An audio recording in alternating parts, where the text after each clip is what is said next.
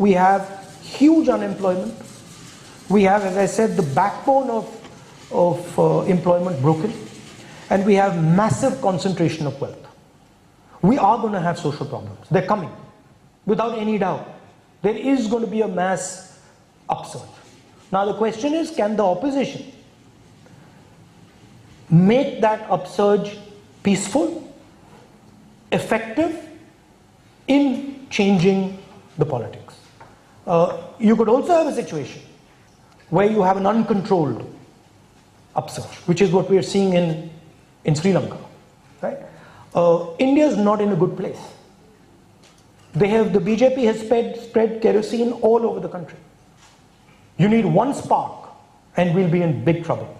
And so I think that's also the responsibility of the opposition, the Congress, that bring people together.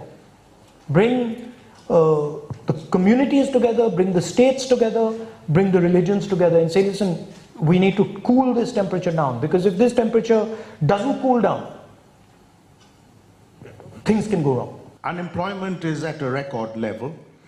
Wholesale inflation, I'm told, has now reached 15%. And yet, the BJP is winning elections and the Congress is not. Why is this happening?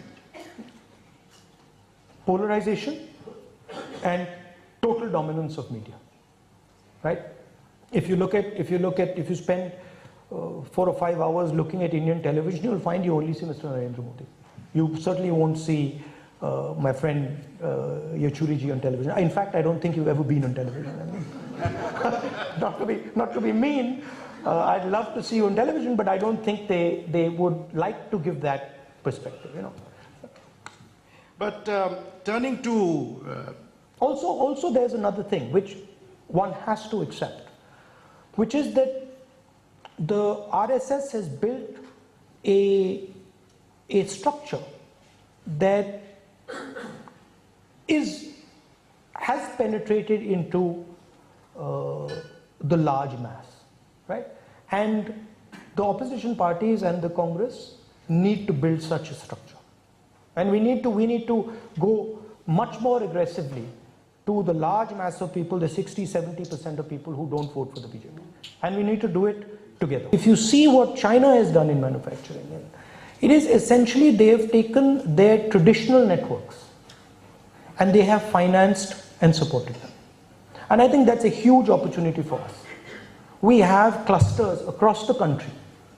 In every state, we have clusters, leather clusters, brass clusters, agricultural clusters. We have to connect our financial system to these clusters, right?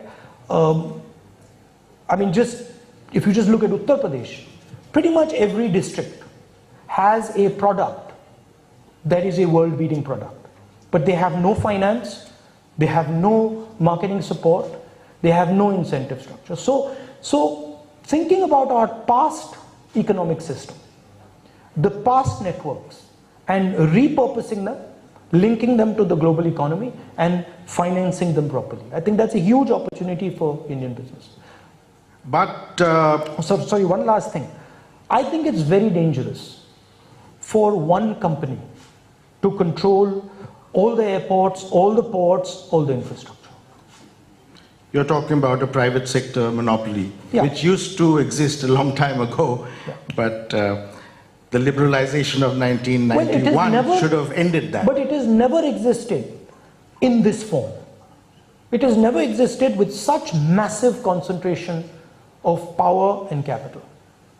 And this is another aspect that is throttling the conversation, because there is control of the media through this concentration of capital.